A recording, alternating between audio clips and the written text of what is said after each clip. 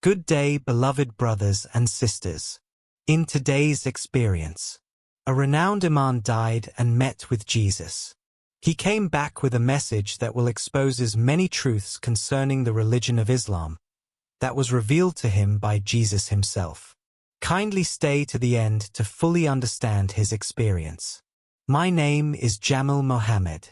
I grew up steeped in tradition and spirituality, my life intertwined with the sacred texts and rituals passed down through generations. As a devoted religious scholar, I dedicated myself to guiding my community, believing that every moment was a step closer to divine understanding. My name, Muhammed, was synonymous with trust and piety, a beacon of unwavering faith and compassion. From my early years, I embraced a path defined by discipline and devotion.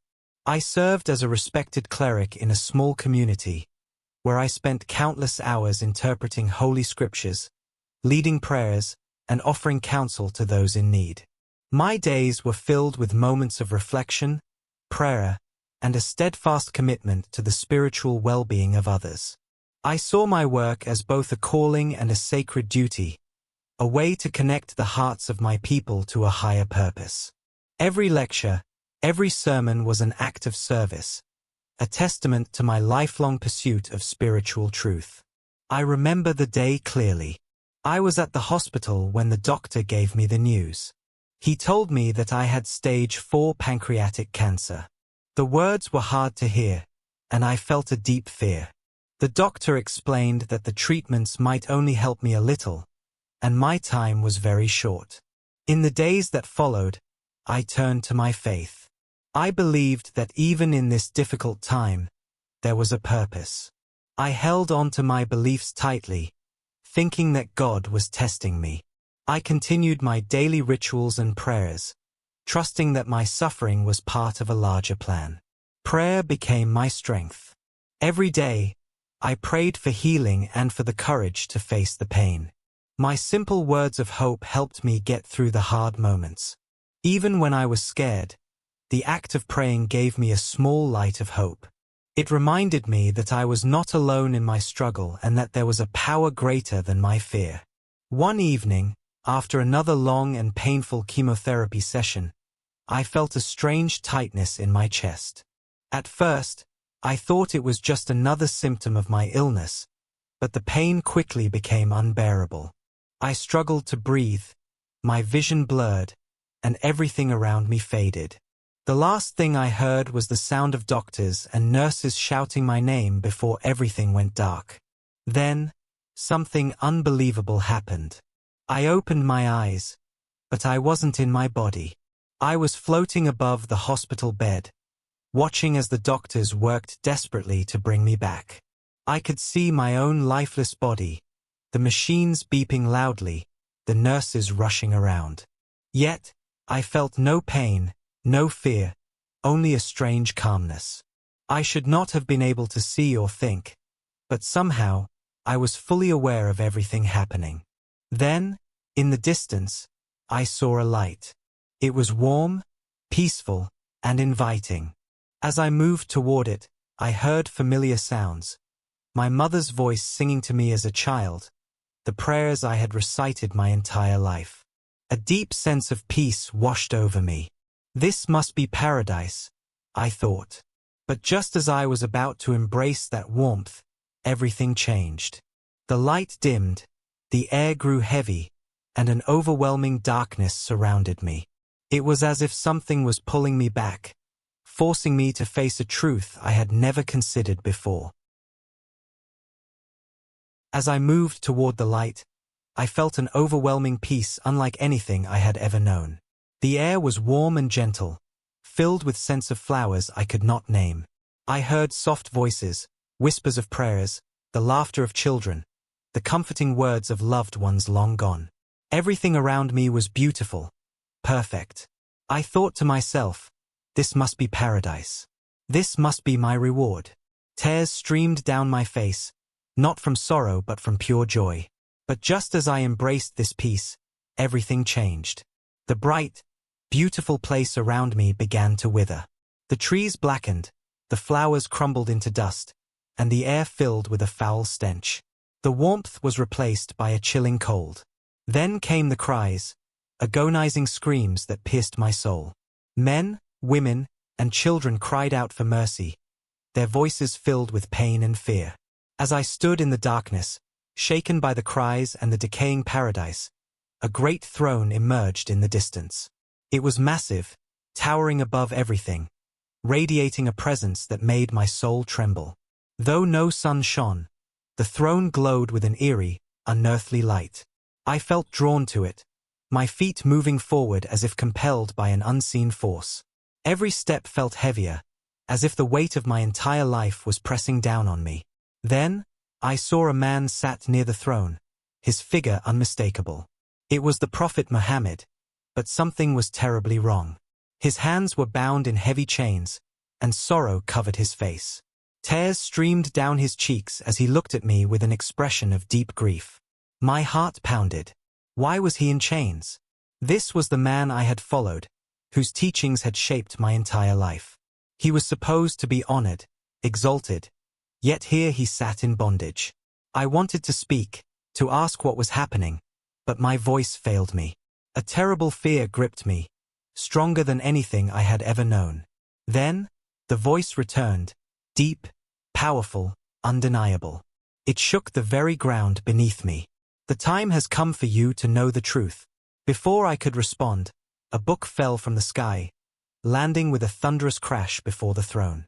The sound echoed through the void, sending tremors through the ground.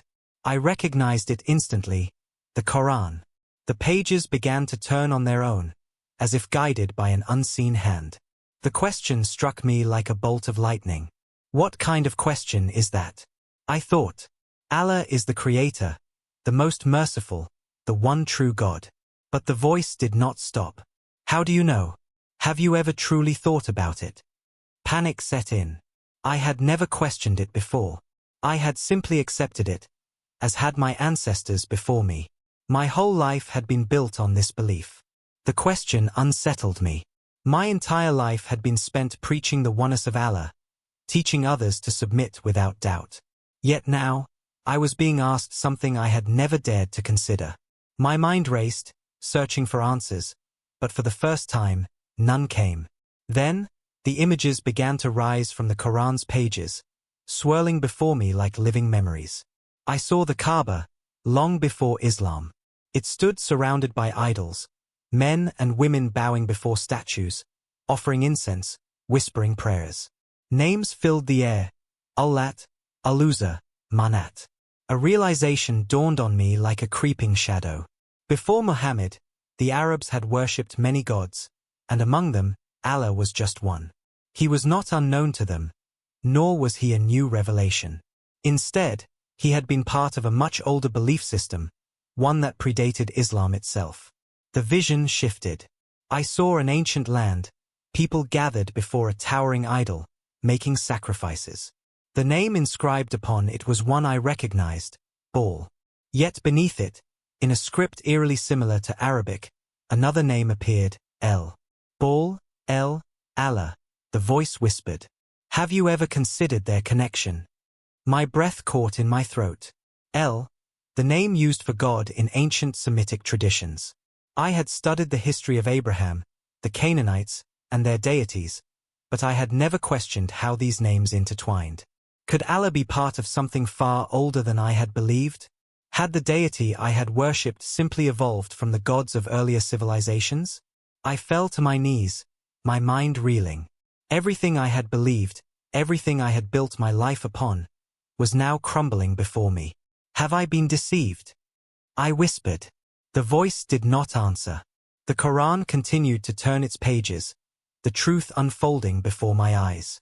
Doubt, fear, and a deep sense of betrayal filled my heart. If Allah was not who I thought he was, then who was the true God?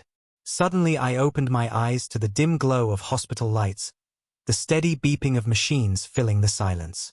My body felt heavy, as if it had been pulled from the depths of something beyond this world.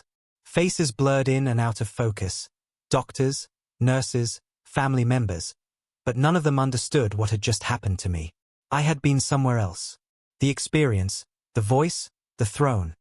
It all felt more real than the four in my arm or the oxygen flowing through my nose. I had glimpsed something no one else had seen. But now I was back, trapped in a world that suddenly felt smaller, weaker. For decades, I had stood before congregations, leading prayers, offering guidance, and answering the deepest questions of faith. People looked to me for certainty, for wisdom. I had spoken with confidence, believing that every answer I gave was rooted in truth. But now, I found myself struggling with questions I had never dared to ask before. Had I been wrong?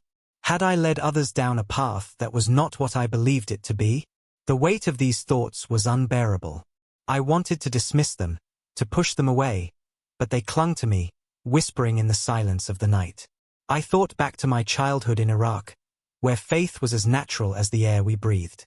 My grandfather, a respected Imam, had taught me to recite the Quran when I was just a boy. His voice had been steady, his belief unshaken. My father, too, had been a man of deep devotion, praying in the early morning hours before the sun rose, teaching us that faith was our greatest strength. When I became an Imam myself, I carried their legacy with pride. I had believed, without question, that I was walking the right path, the same path my ancestors had followed for generations. For most of my life, I had accepted the Islamic teaching that the time before the Prophet Muhammad was an era of ignorance, Jahiliyyah. We were taught that before Islam, people were lost, worshipping false gods, trapped in superstition and corruption. But as I began to question my faith, I felt a deep urge to understand what had really existed before the rise of Islam. Was it truly an age of ignorance? Or was there something more, something hidden beneath the surface of history? I started reading beyond the traditional Islamic sources, delving into historical records, archaeological findings, and writings from outside my faith. What I found left me shaken. I had always believed Islam was the pure, original faith revealed to mankind. But as I researched, I discovered that religious ideas did not appear in isolation. They evolved. Long before Islam, the Arabian Peninsula was home to diverse religious traditions. There were Christian, Jewish, and Zoroastrian communities. There were also local deities worshipped by the Arabs, the most prominent being Allah. I was stunned to learn that the name Allah was not unique to Islam. Pre-Islamic Arabians had already worshipped him as a high god, among others, centuries before Muhammad's time. I found evidence that Allah had been part of a pantheon, alongside deities like Allat, Al-Uzza, and Manat. Thank you. All right, friends. This brings us to the end of today's experience. Kindly like and share this video with your friends and families. Kindly subscribe to our channel and turn on your notification bell icon to be the first to get updated anytime we upload a new experience sent to us. Remain blessed.